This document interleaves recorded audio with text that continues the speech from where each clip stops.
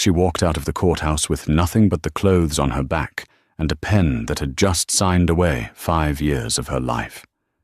Her husband, Harrison, laughed as he watched her go, convinced she was destined for the streets. He called her worthless. He called her a burden. But he didn't check who was waiting for her outside, because 3 minutes after Sarah signed the divorce papers, she didn't get on a bus. She stepped into a custom-made Rolls-Royce belonging to the most reclusive billionaire in New York. And Harrison? He was about to realize that the nobody he just divorced actually owned the company he worked for. The air inside the conference room of Cravath, Swain and Moore on 8th Avenue, was so cold it felt engineered to preserve dead things. In this case, the dead thing was a marriage. Serafina, known to everyone in this room simply as Sarah, sat with her hands folded in her lap. She wore a beige cardigan she'd bought at Target 3 years ago and a pair of scuffed flats. Across the mahogany table, which probably cost more than her entire childhood home in Ohio, sat Harrison Blackwood. Harrison looked every inch the rising star of Manhattan finance.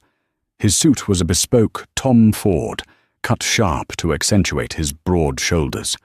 On his wrist, a Patek Philippe Nautilus glinted under the harsh fluorescent lights, a gift Sarah had saved for 2 years to buy him when he got his first promotion. He wasn't looking at her. He was scrolling through his iPhone, checking the Nikkei index, bored. Next to him sat his lawyer, Arthur Pendleton, a man with teeth so white they looked aggressive.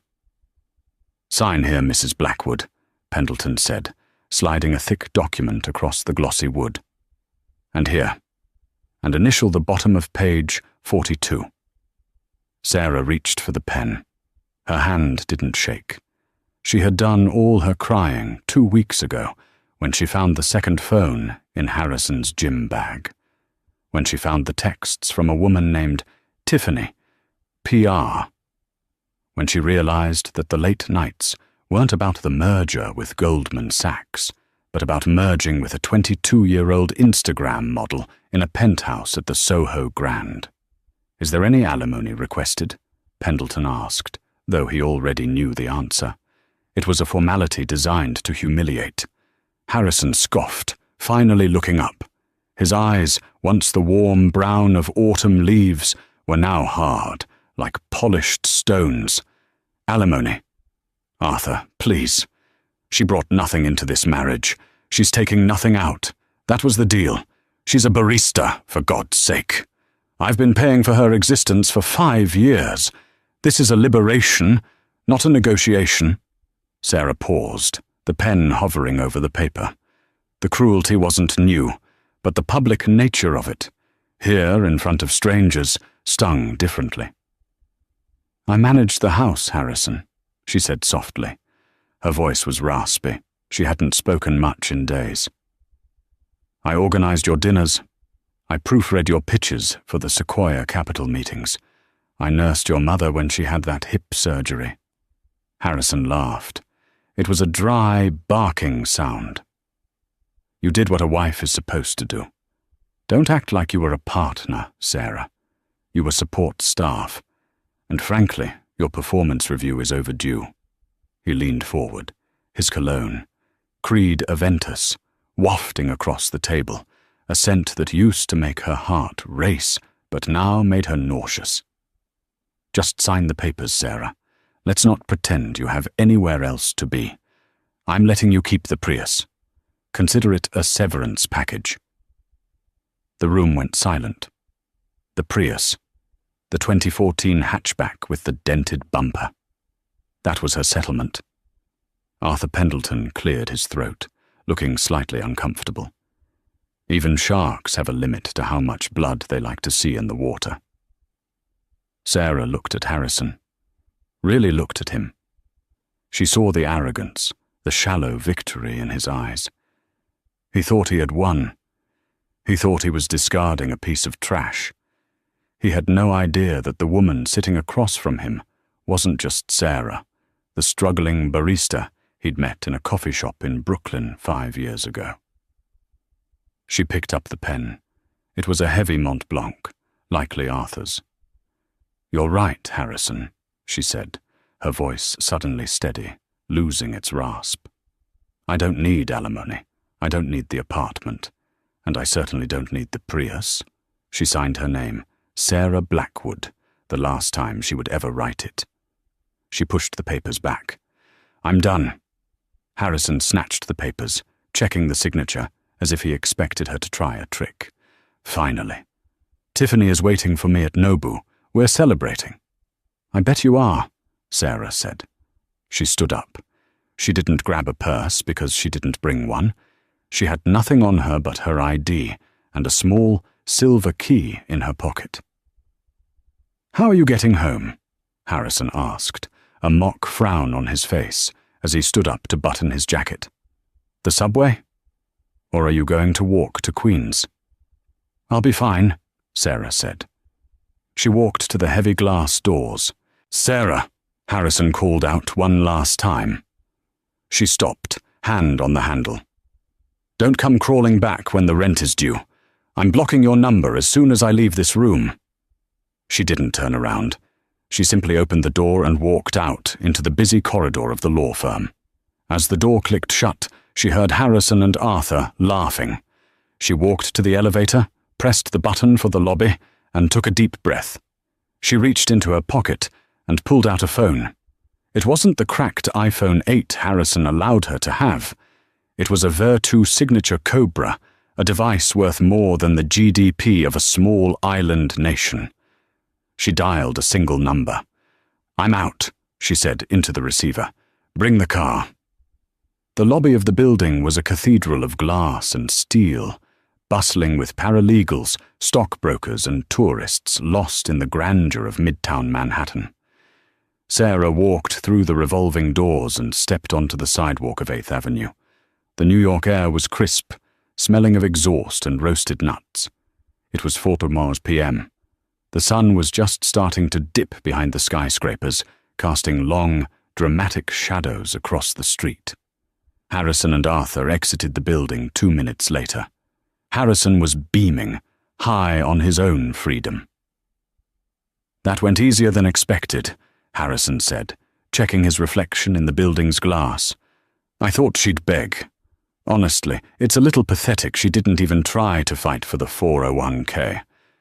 "She knows her place," Arthur said, checking his watch. "Billing hours are done, Harrison. Good luck with the new lady." "Oh, it's not luck, Artie.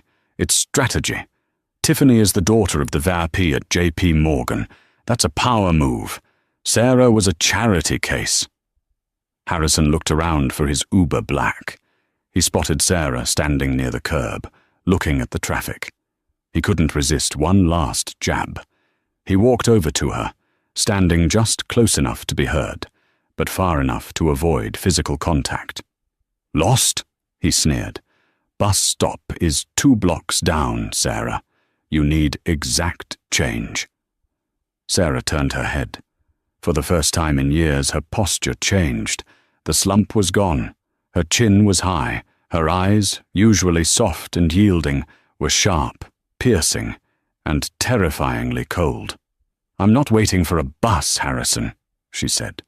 "What, a taxi? You can't afford a taxi to Queens during surge pricing." Before he could finish his sentence, the traffic on 8th Avenue seemed to part. A low, guttural hum vibrated through the pavement. It wasn't the sound of a yellow cab or a delivery truck. It was the sound of raw, unadulterated power. Turning the corner from 50th Street was a vehicle that made the surrounding Mercedes and BMWs look like toys. It was a Rolls-Royce Phantom 8, but not a standard model. This was the Celestial Edition, painted in a midnight blue so dark it looked black, with crushed diamonds mixed into the topcoat. The spirit of ecstasy on the hood wasn't silver. It was solid crystal, illuminated from within. Harrison stopped talking. He was a car guy. He knew what he was looking at. "Holy," he muttered. "Is that Silas Sterling's car? I read about that in Forbes. There's only one in the city." The massive vehicle glided to a halt right in front of them. The sheer presence of the car silenced the pedestrians nearby. Tourists stopped to take photos. Harrison watched, mesmerized. I wonder who's inside. Probably a head of state, or Sterling himself. The rear door didn't open immediately. First, the driver got out. He was a mountain of a man, dressed in a suit that cost more than Harrison's yearly bonus. He walked around the car with military precision. Harrison nudged Sarah. "Move, Sarah. You're standing in the way of a billionaire. Don't embarrass yourself." Sarah didn't move. The driver stopped in front of Sarah. He ignored Harrison completely. He bowed, not a nod, a full, respectful bow from the waist. "Miss Sterling," the driver said, his voice deep and resonant. "Your grandfather is waiting. The jet is fueled at Teterboro." Harrison froze. His brain couldn't process the words. "Miss Sterling?" Sarah looked at the driver and smiled, a genuine, warm smile that Harrison hadn't seen in years. "Thank you, James. I hope the traffic wasn't too bad." "For you, never," James said. He reached out and opened the heavy suicide door of the Rolls-Royce. Inside, the interior was a sanctuary of Arctic white leather and starlight headliner roofing. Sitting in the back seat, illuminated by the soft glow of the interior mood lighting, was an older man with silver hair and a face that appeared on the cover of the Wall Street Journal at least once a month. It was Silas Sterling, the irony tycoon, the man who owned Sterling Vance Global, the parent company of the investment firm Harrison worked for. Harrison's mouth fell open. He looked from the car to Sarah and back to the car. Sarah stepped toward the vehicle. She paused one foot on the plush lamb's wool floor mat and turned back to Harrison. "By the way, Harrison," she said, her voice carrying over the noise of the city, "you mentioned a performance review earlier?" Harrison couldn't speak. He was hyperventilating. "Consider this yours," she said. "You're fired." She slipped into the car. James slammed the door shut, sealing her into a world of silence and luxury.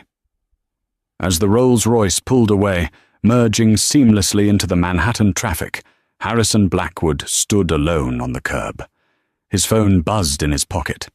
It was a notification from LinkedIn. Alert. Sarah Sterling has updated her profile to Chairwoman of the Board at Sterling Vance Global. Harrison dropped his phone. The screen shattered on the concrete, much like his life was about to. The heavy door of the Rolls-Royce Phantom latched shut with a sound like a vault closing, instantly severing the connection to the noisy, chaotic world of 8th Avenue. Inside, the silence was absolute, a pressurized hush that smelled of cedarwood and chilled leather. Sarah leaned back into the Arctic white seats, her body sinking into the lamb's wool. For the first time in 5 years, her shoulders dropped. The tension that had held her spine rigid, the constant, grinding anxiety of counting coupons, hiding her education, and playing the role of the grateful, simple wife, evaporated.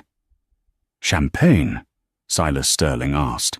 His voice was gravelly and warm, the voice that had read her bedtime stories in a sprawling estate in the Hamptons decades ago. "Please," Sarah whispered. Silas opened the refrigerated compartment between the seats and pulled out a bottle of Dom Perignon Pétou Rosé, a 1996 vintage. He poured the amber-pink liquid into 2 Baccarat crystal flutes. Sarah took the glass, her fingers trembling slightly, not from fear, but from the adrenaline crash. She took a sip. The taste was sharp, complex, and tasted like home. It tasted like the life she had abandoned to prove a point. "I hated watching you walk out of that building," Silas said, watching her carefully over the rim of his glass. "I had security teams on every floor. I had a sniper on the roof of the falafel shop across the street. If that man had touched you—" "He didn't, grandfather," Sarah said, staring at the bubbles rising in her glass. "He didn't have to touch me to hurt me. He just had to be himself. Silas sighed, a sound that rumbled deep in his chest. 5 years, Serafina. 5 years you lived in that shoebox in Queens. You wore synthetic fabrics. You rode the subway at 2:00 a.m. You let that mediocrity of a man talk down to you about budgeting when your trust fund generates more interest in an hour than he will earn in his lifetime. He paused, his eyes narrowing. Was it worth it? Sarah looked out the tinted window. The city blurred past. Manhattan was just streaks of light now. I had to know, she said softly. After Mum and Dad died, everyone who came into my life wanted something. The money, the connections, the Sterling name. When I met Harrison in that coffee shop, I wasn't Serafina Sterling. I was just Sarah, a girl with a spilled latte and a stained shirt. He didn't know who I was, and he asked me out anyway. He fell in love with a poverty tourist, Silas grumbled. He fell in love with me, Sarah corrected, though her voice lacked conviction. Or so I thought. I wanted to see if love could survive without the jet, without the Hamptons house, without the black card. I wanted to build something real from the ground up. And instead, Silas said, his voice hardening, you built a pedestal for a narcissist. You sacrificed your identity so he could feel big. You cleaned his apartment. You cooked his meals. You let him believe he was the provider, the king of his little castle, while you quietly fixed his grammar on his work emails so he wouldn't look like an idiot. Sarah closed her eyes. The truth of it stung more than the divorce papers. She had edited those emails. She had discreetly guided him toward the right stocks, dropping hints that she claimed she heard on the news, when in reality she had analyzed the market trends with the education she received at Wharton, a degree she never told Harrison she had. She had made him, and he had punished her for it. He called me a burden, Sarah said, her voice cracking. Today, in the lawyer's office, he said he'd been paying for my existence. Silas set his glass down with a sharp clink. He won't be paying for anything much longer. I spoke to the board of Sterling Global this morning. The acquisition of Harrison's firm, BlackRock and Gable, was finalized 20 minutes ago. We didn't just buy the company, Serafina. We bought the building. We bought the debt. We bought the very chair he sits in. Sarah turned to him. You didn't have to do that. I didn't do it for revenge, Silas lied smoothly, a wicked glint in his eye. It's a solid asset.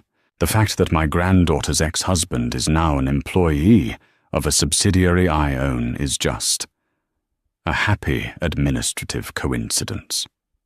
He reached into the pocket of his suit jacket and pulled out a velvet box. He handed it to her. The wedding ring he gave you, Silas said. The cubic zirconia one? It was moissanite, Sarah mumbled. He told me it was a conflict-free diamond. It was glass, Serafina. It was glass. Silas gestured to the box. Put this on. It belonged to your grandmother. It's time you remembered who you are. Sarah opened the box. Inside sat the sterling blue, a 12-carat sapphire surrounded by a halo of flawless white diamonds. It was a ring that commanded rooms, a ring that signaled royalty. She slipped off her finger the thin, tarnished band Harrison had given her, the one that had turned her skin slightly green in the shower, and dropped it into the ashtray of the armrest. She slid the sapphire onto her finger. It fit perfectly. Where are we going? Sarah asked, feeling the weight of the gem on her hand. The penthouse at 432 Park Avenue, Silas said. Your stylists are there. You have a gala to attend tonight. Tonight? Sarah balked. I just got divorced 10 minutes ago. I look like a mess. You are a sterling, Silas said firmly.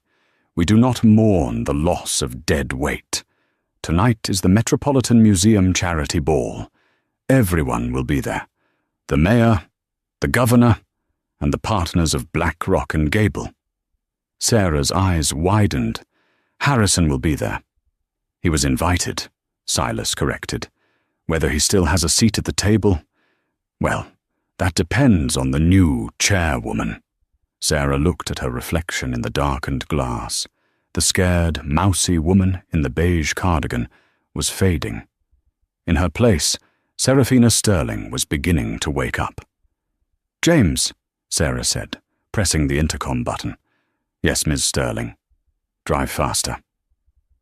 Harrison Blackwood stood on the corner of 8th Avenue and 50th Street for a full 5 minutes after the Rolls-Royce disappeared.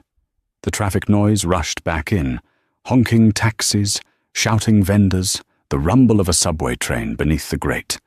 But Harrison heard none of it. He was staring at the spot where the car had been. "Ms. Sterling," he whispered. The words felt foreign in his mouth. He shook his head violently. "No. Impossible."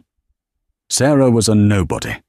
She was the girl who cried when she broke a ceramic mug because she couldn't afford a new one. She was the woman who clipped coupons for laundry detergent. She didn't have family. She told him her parents died when she was young, and she was raised by a distant aunt in Ohio who barely spoke to her. "It's a prank," Harrison muttered, a nervous laugh bubbling up in his chest. "It has to be. She hired an actor.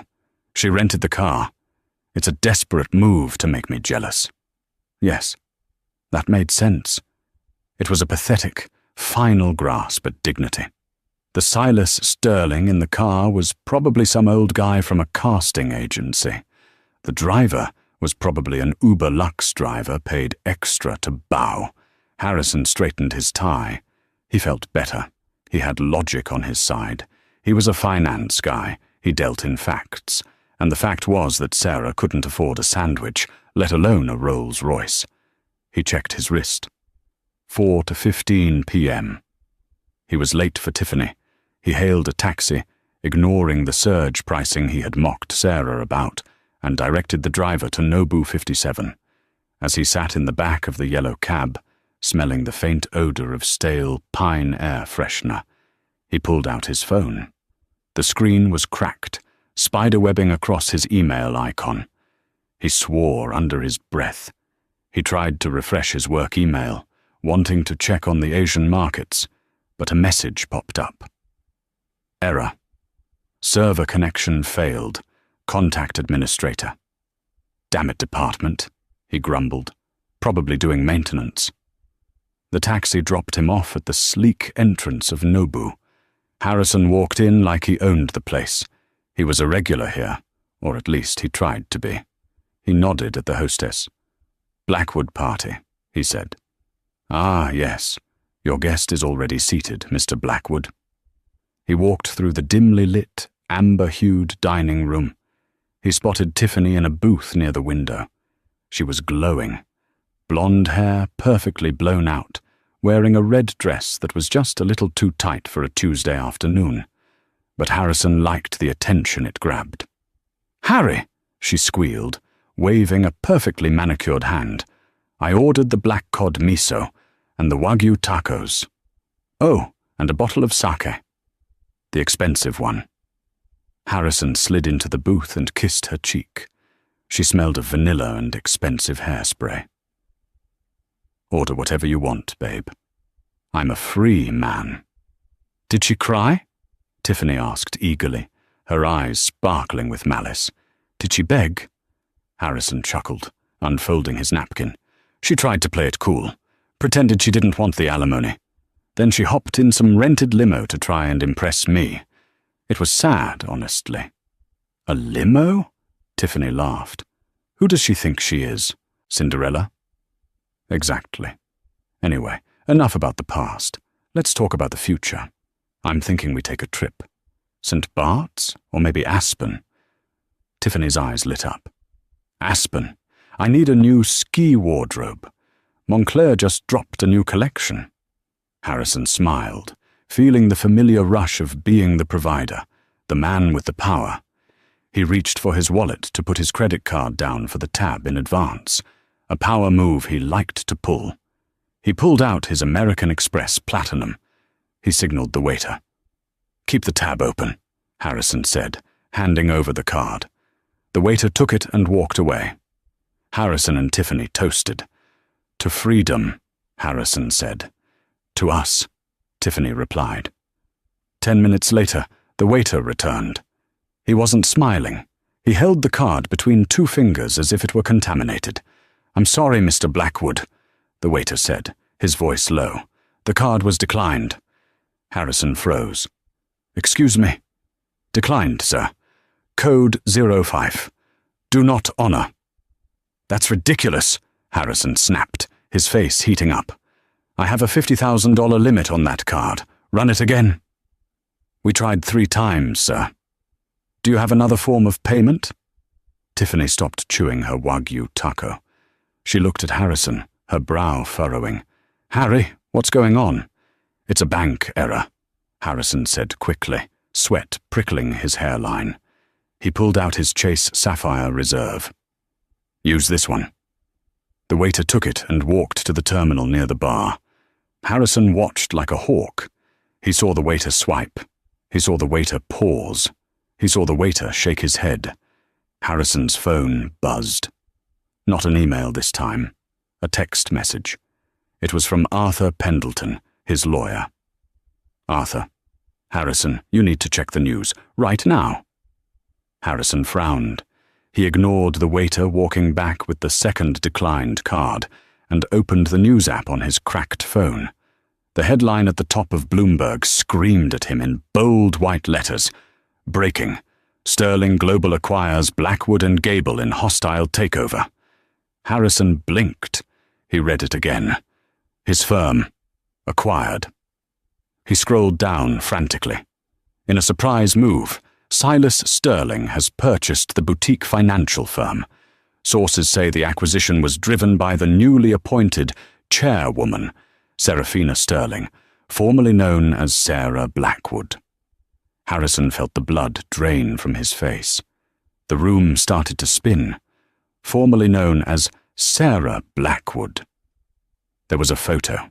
It was a paparazzi shot taken just 30 minutes ago. It showed Sarah stepping out of the Rolls-Royce at a private airfield, the wind catching her hair. She looked regal, untouchable. "Sir?"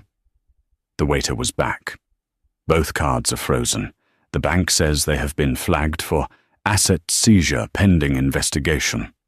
"Seizure?" Harrison squeaked. Tiffany snatched the phone from his hand. She read the headline. Her eyes went wide. She looked at the photo of Sarah, then she looked at Harrison. The admiration in her eyes vanished instantly, replaced by a look of pure, unfiltered disgust. "You idiot!" she hissed. "Tiffany, wait, I can explain."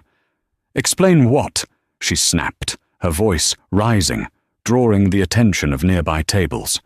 "That you just divorced a billionaire heiress? That you treated the granddaughter of Silas Sterling like a maid? You didn't tell me she was a Sterling." "I didn't know," Harrison pleaded. "She never told me. Because you probably never listened." Tiffany stood up, grabbing her Chanel bag. "And now your assets are frozen? You're broke?" "It's temporary.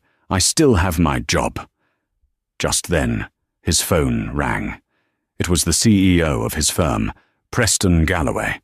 Harrison answered on speaker, his hands shaking too hard to hold the phone up to his ear. "Preston, thank God. There's a misunderstanding with my cards." "Blackwood!" Preston's voice barked, cold and terrified. "Don't come in tomorrow. Don't come in ever again. Security is packing up your desk as we speak." "What? You can't fire me. I'm your top earner." "You're not my earner anymore, Harrison. You're a liability. The new ownership gave us a specific directive. Terminate Harrison Blackwood immediately, or the entire board goes. I'm not losing my pension for you. You're done."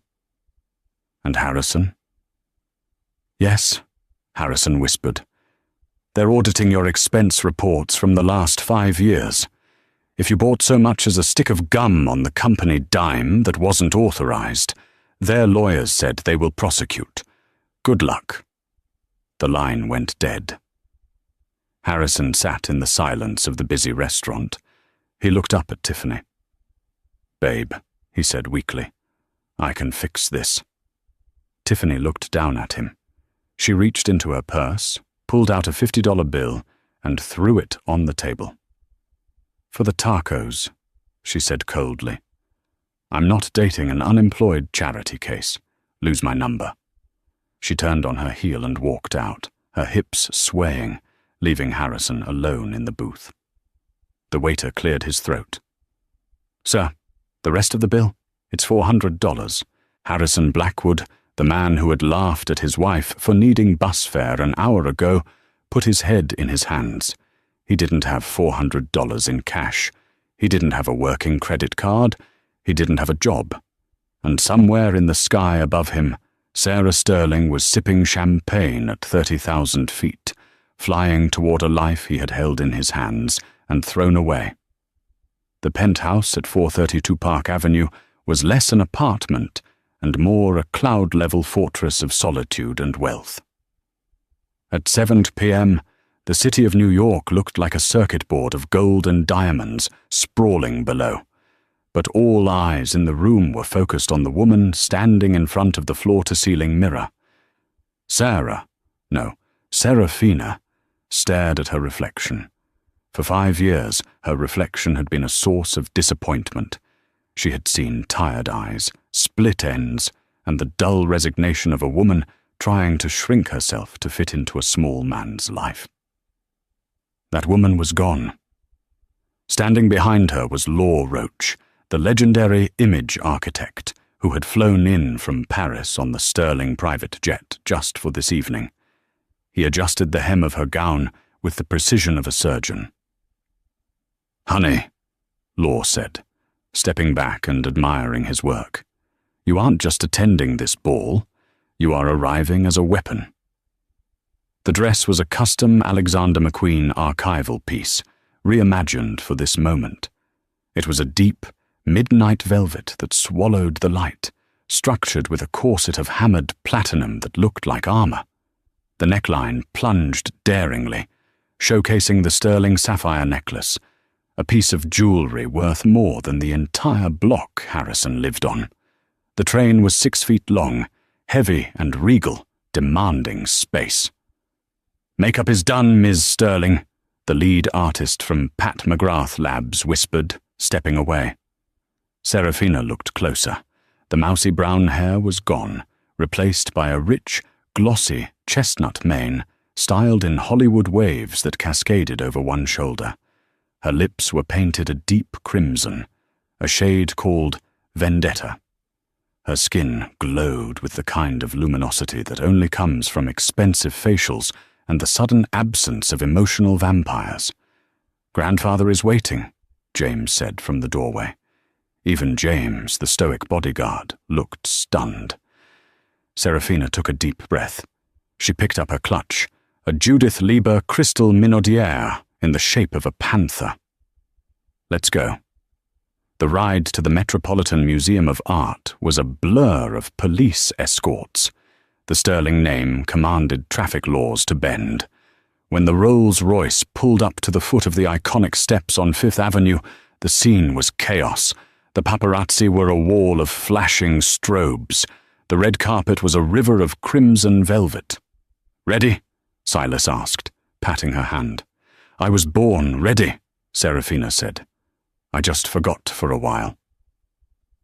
The door opened. When Serafina Sterling stepped onto the red carpet, the noise of the crowd didn't just dip. It vanished. For a split second, there was a collective intake of breath. The media had been briefed that Silas Sterling was bringing a special guest, but they expected a business partner or a politician. They didn't expect a goddess. Then the chaos exploded.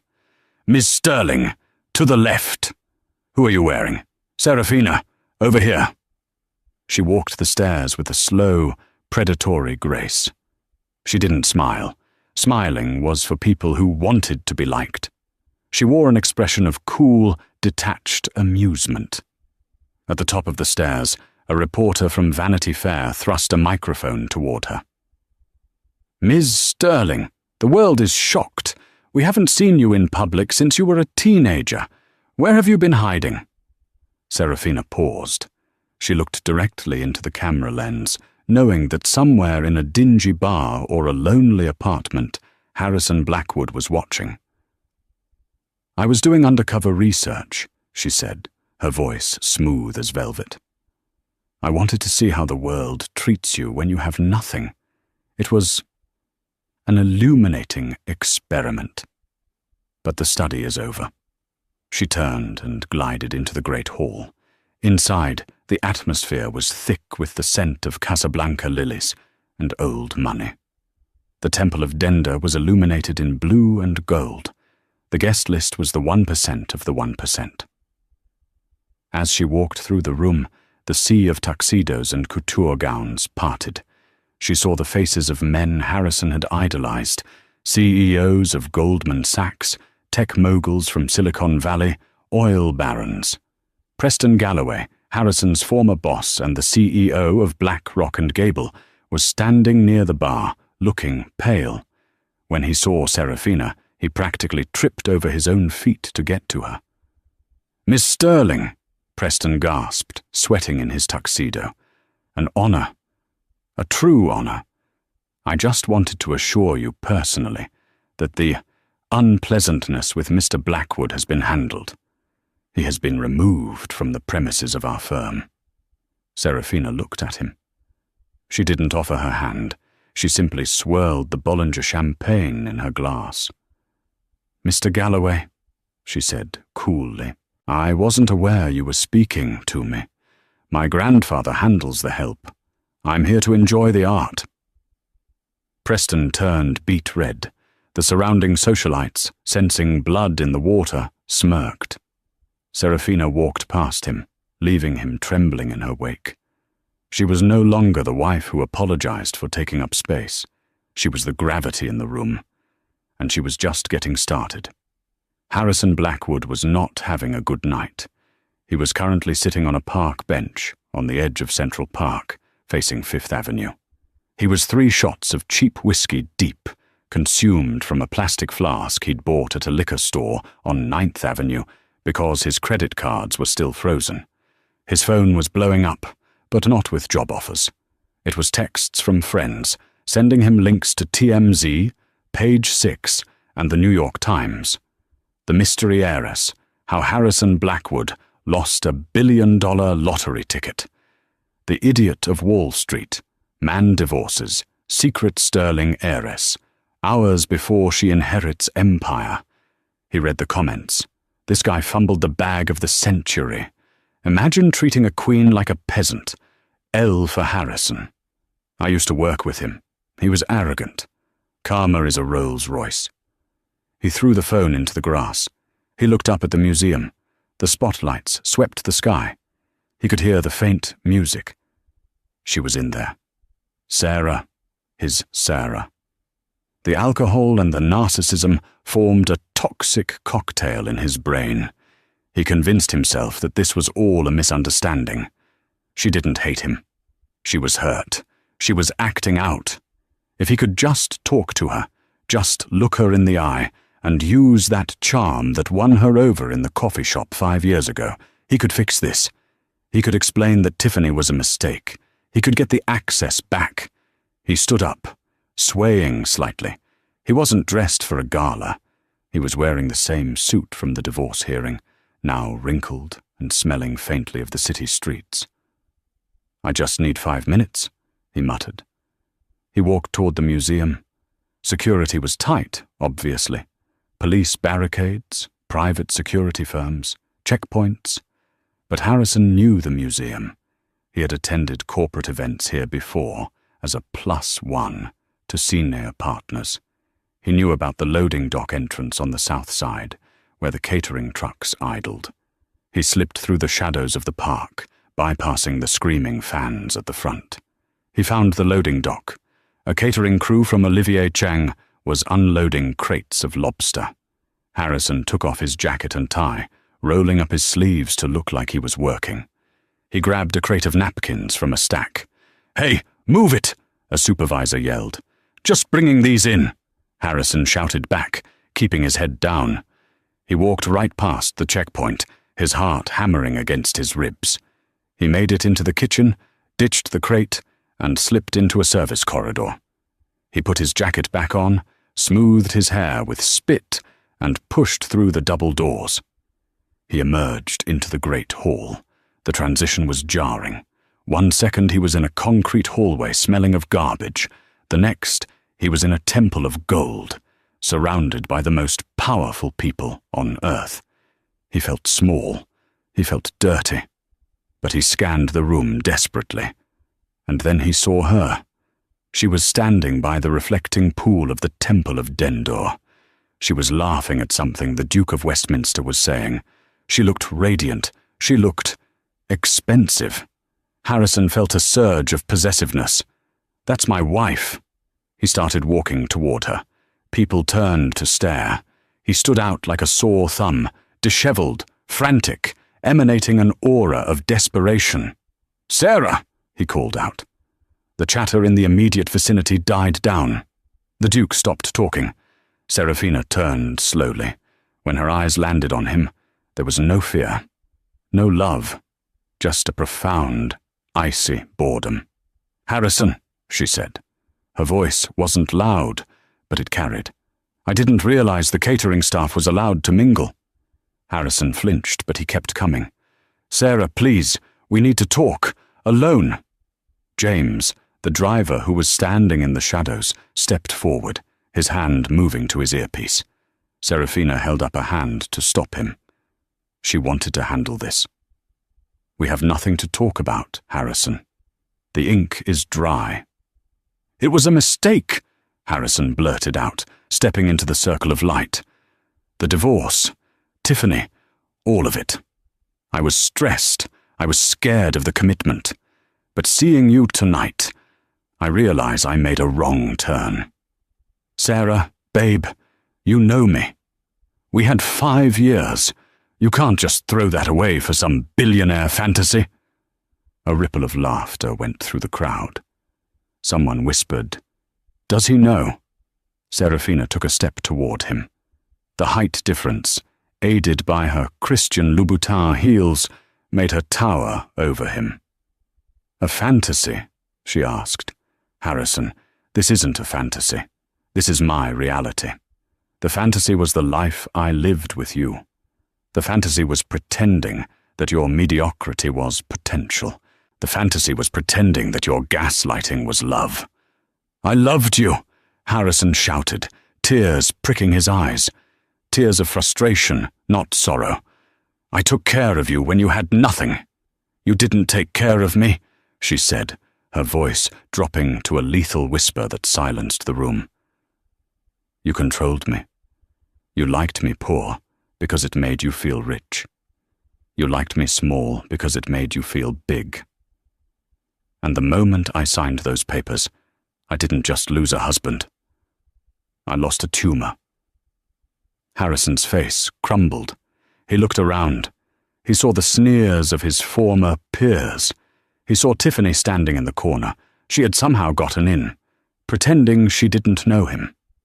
He played his last card, the only card he had left. "You can't do this," he hissed. "I know things about you. I know you snore. I know you're afraid of thunder. I know you cry during dog food commercials. You're not a queen, Sarah. You're just a fraud."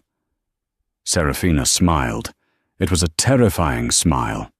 "You knew Sarah Blackwood," she said, "but you never met Serafina Sterling. And as for being a fraud, let's ask your former boss." She gestured to Preston Galloway. "Mr. Galloway," she called out, "if security were to escort this trespasser out, would that negatively impact our merger?" "Not at all, Miss Sterling," Preston said quickly. "In fact, I believe he was just leaving." Preston snapped his fingers. 2 massive security guards materialized on either side of Harrison. "Don't touch me!" Harrison screamed as they grabbed his arms. I'm her husband. I'm Harrison Blackwood."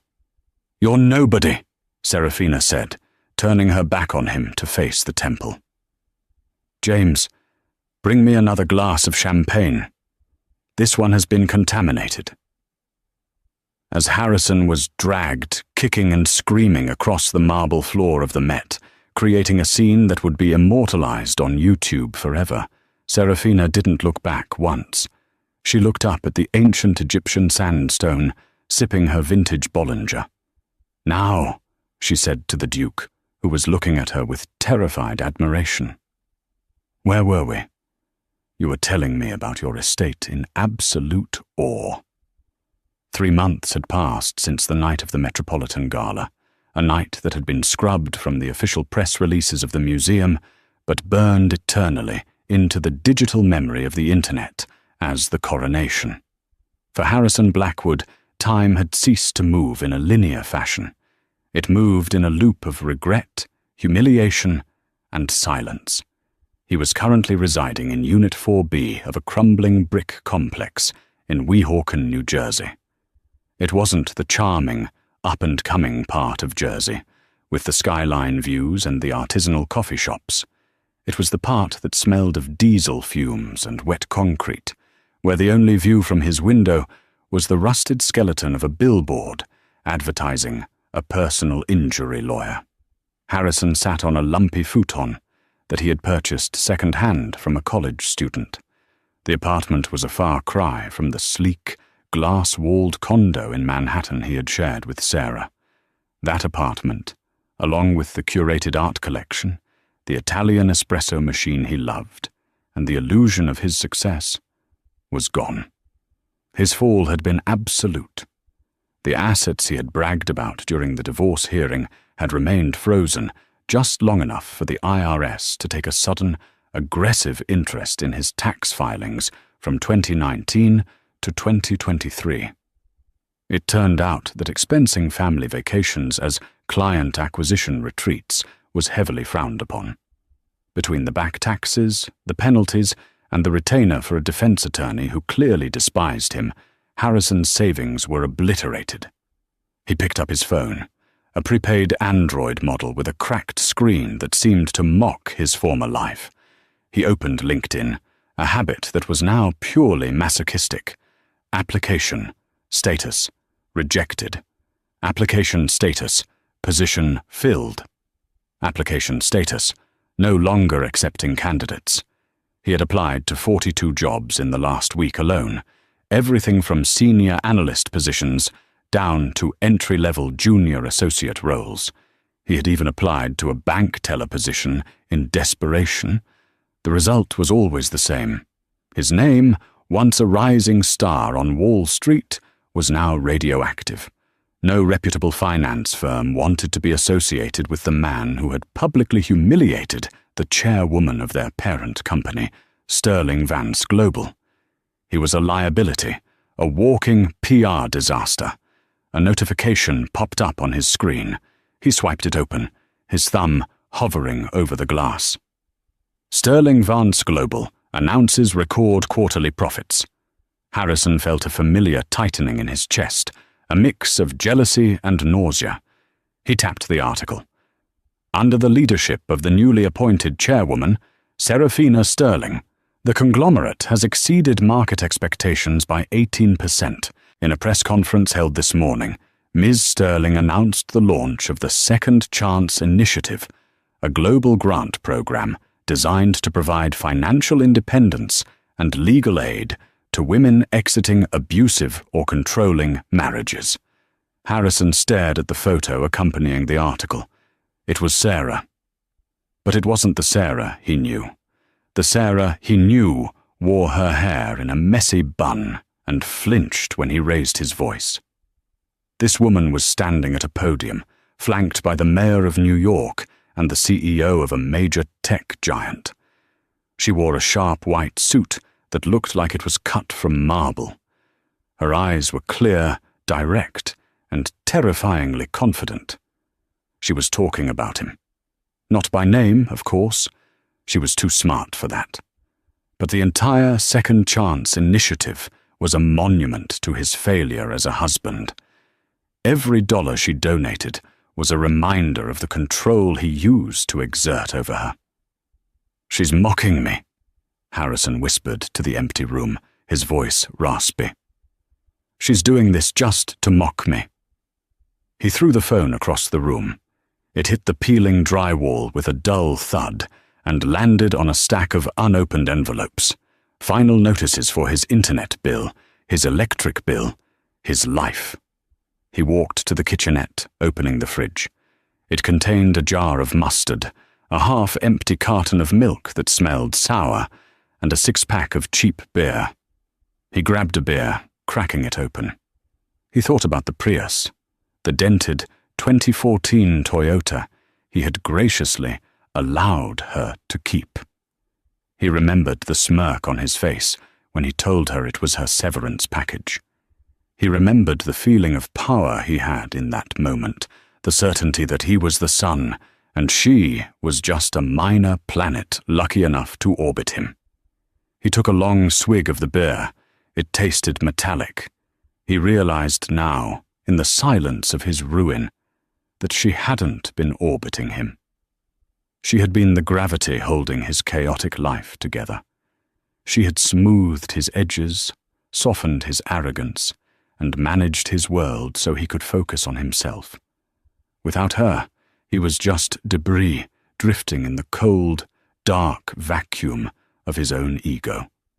3,000 miles away, the sun was setting over the Tyrrhenian Sea, casting a golden light over the limestone cliffs of the Amalfi Coast. In a private villa, perched high above the town of Positano, the air smelled of lemon blossoms and sea salt. The only sound was the gentle lap of waves against the rocks below and the distant hum of a boat engine. Serafina Sterling sat on the terrace, her legs tucked beneath her on a plush outdoor sofa. She was wearing a simple white linen sundress that caught the breeze. Her feet were bare. The heavy, armored makeup of the gala was gone, replaced by a sun-kissed glow and a dusting of freckles across her nose, freckles Harrison used to tell her to cover up with concealer because they looked childish. She was reading a book, a paperback novel, dog-eared and worn. Next to her, a bottle of local white wine sat chilling in a silver bucket. "You're doing it again," a voice said. Serafina looked up. Walking onto the terrace was Julian. He wasn't a billionaire industrialist. He wasn't a duke or a politically connected heir. Julian was an architect she had met 3 months ago in Florence, while she was overseeing the restoration of a historic library funded by her family's trust. He had been covered in stone dust, arguing passionately with a contractor about the structural integrity of a 16th century archway. He was tall, with messy hair and hands that were rough from work. He hadn't known who she was when he asked her for coffee. When he eventually found out, weeks later, he hadn't panicked or asked for a loan. He had simply looked at her and asked, "Does this mean you can afford to buy the next round?" He walked over to the table now, placing a bowl of olives and fresh focaccia down. He poured himself a glass of wine and sat opposite her. "Doing what?" Serafina asked, marking her page. "Thinking about the past. You have that look. The, I wish I could rewrite the last 5 years look." Serafina smiled, shaking her head. "No, not rewrite. I wouldn't change it."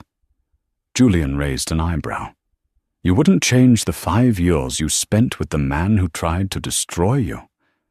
"If I hadn't gone through that," Serafina said, looking out at the horizon where the blue sea met the purple sky, "I wouldn't know what I'm capable of. I needed to be broken down to see how I would rebuild myself. I needed to be Sarah the barista to understand why being Serafina the heiress actually matters. It's not about the money, Julian. It's about the agency." She picked up her phone. There was a text message from her grandfather, Silas.